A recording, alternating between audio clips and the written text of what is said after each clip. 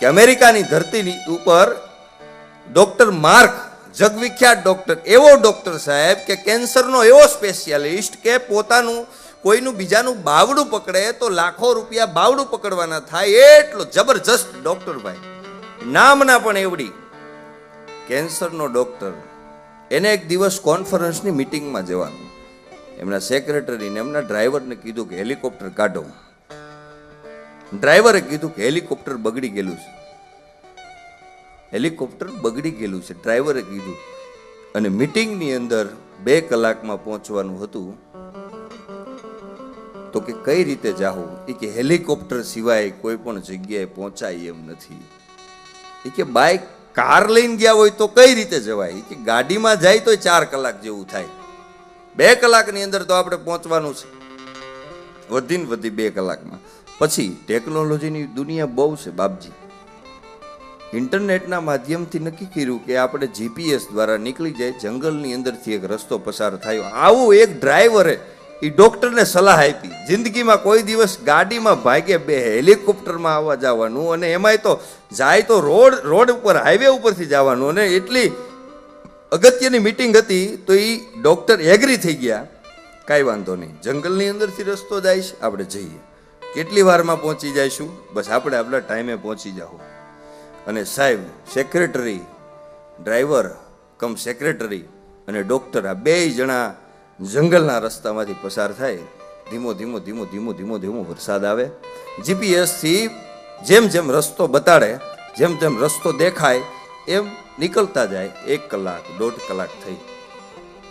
જંગલમાંથી બહાર નીકળીને ઠેકાણે પહોંચવાની તૈયારીમાં 1.5 કલાકમાં પણ વરસાદ જેવું વાતાવરણ હતું. વાતાવરણ આખું બગડી ગયેલું.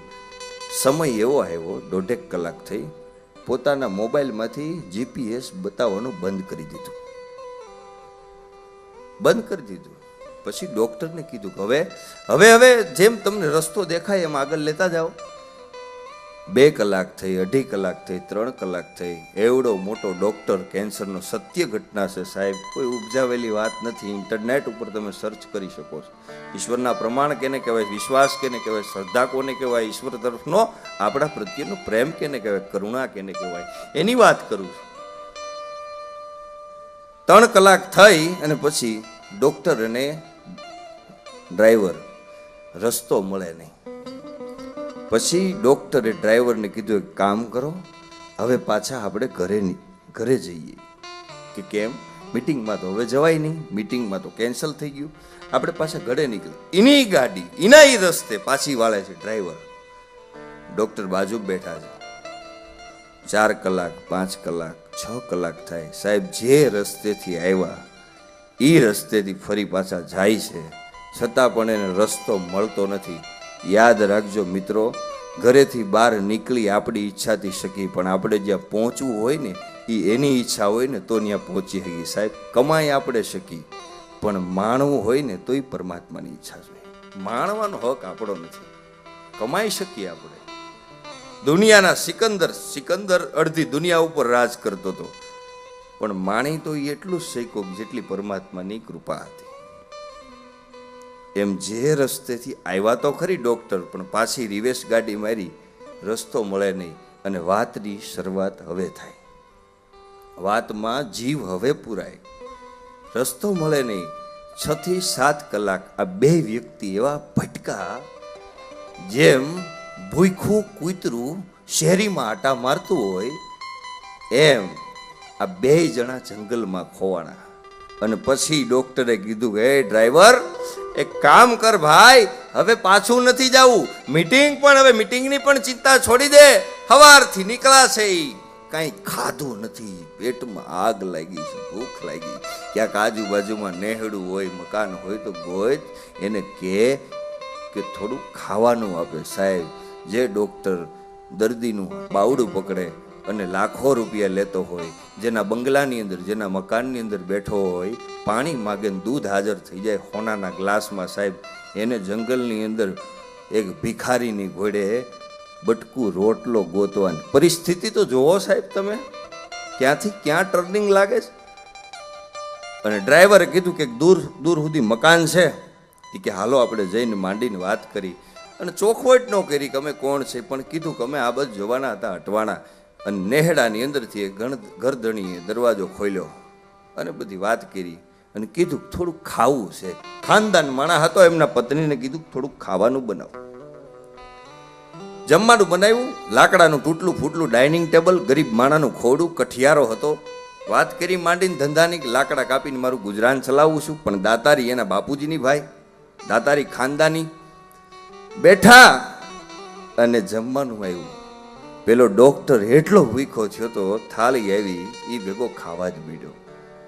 પણ ઓલો જે માણા હતો ને એ થાળી આવી ને તો બે હાથ જોડી શ્લોક બોલતો હતો, ભગવાનને પ્રાર્થના કરતો હતો.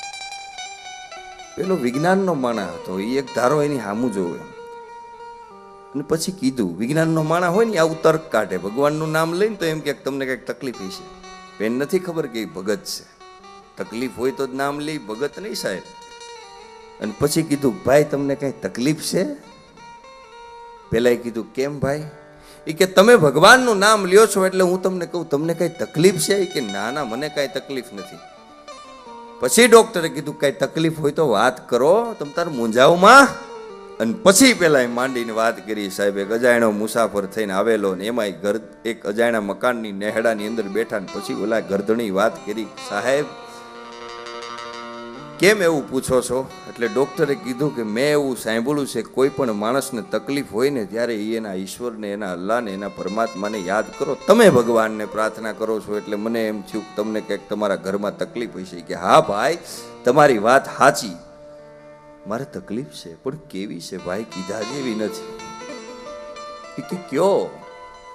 એ કે મારે એક મોટો દીકરો છે, વર્ષોથી બીમાર છે અને એવો બીમાર છે કે આજુબાજુના દવાખાનામાં અમે લઈ જાય છીએ. અને પેલા તો ભાઈ હું એક કઠિયારો છું, ટકનું લઈને ટકનું ખાઉં છું, 2 ટાઈમનું માંડ મારું ગુજરાન ચલાવું છું. એમાંય મારો દીકરો બીમાર છે, વર્ષોથી બીમાર છે અને ખાટલા હોય છે પડ્યો છે. અને આજુબાજુના દવાખાનામાં અમે બતાવવા જઈએ ને તો આજુબાજુના ડોક્ટરો એવું કહે છે કે તમારા દીકરાને કેન્સર છે. અને અમે એમ કહીએ છીએ કેન્સર હોય તો તમે એનો ઈલાજ કરો, પૈસા અમે ધીમે ધીમે કરીને તમને આપી દઈશું નાના નાના દવાખાના વાળાને, અમે એમ કહીએ છીએ. ત્યારે એ ડોક્ટરો અમને એમ કહે છે કે તમારા દીકરાને જો મટાડવો હોય તો અમારું ગજુ નથી, તમારે અમેરિકાની અંદર એક ડોક્ટર છે, ડોક્ટર માર્ક, એની પાસે જવું પડે. સાહેબ અમારે એની પાસે જવાના રૂપિયા નથી, એટલા માટે અમે અમારા પરમાત્માને યાદ કરી છે કે મારો દીકરો છે ને એ તે દીધેલો છે ને તારું દીધેલું દર્દ છે, હવે તારા ઉપર બધું છોડું છું. મટાડવો હોય તો તું મટાડ અને જીવાડવો હોય તો તું જીવાડ, બસ આ જ મારી પ્રાર્થના છે, બીજી કોઈ વિશેષ પ્રાર્થના નથી.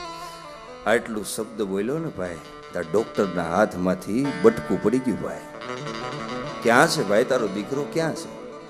અંડનની રૂમમાં લઈ ગયા, બાવડું પકડ્યું, બાવડું પકડીને કીધું કે તારા દીકરાને મારી ગાડીમાં નાખી દે. કે કેમ? કે તું જે પરમાત્માને પ્રાર્થના કરશો ને ભાઈ, એ તારો પરમાત્મા કેવો છે, કોણ છે એ મને ખબર નથી. એ તારા પરમાત્માએ મારું હેલિકોપ્ટર ખરાબ કર્યું, એ તારા પરમાત્માએ મને જંગલના રસ્તે ભૂલો પાડ્યો, અને એ તારા પરમાત્માએ તારા નેહડે આવીને મને ઊભો રાખી દીધો. મારું નામ ડોક્ટર માર્ક છે ભાઈ, હું પોતે ડોક્ટર માર્ક. અને નાખી દે સાહેબ. સાચા હૃદયથી ઈશ્વરને પ્રાર્થના થઈ જાય ને એને હાજર થવું પડે. એટલે કોઈએ કીધું છે કે સચ્ચે પ્યાર કી તો સારે જહાં में असर होगी, न होगी तो समझ लेना तेरे प्यार में कसर होगी. सच्चे प्यार की सारे जहां में असर होगी.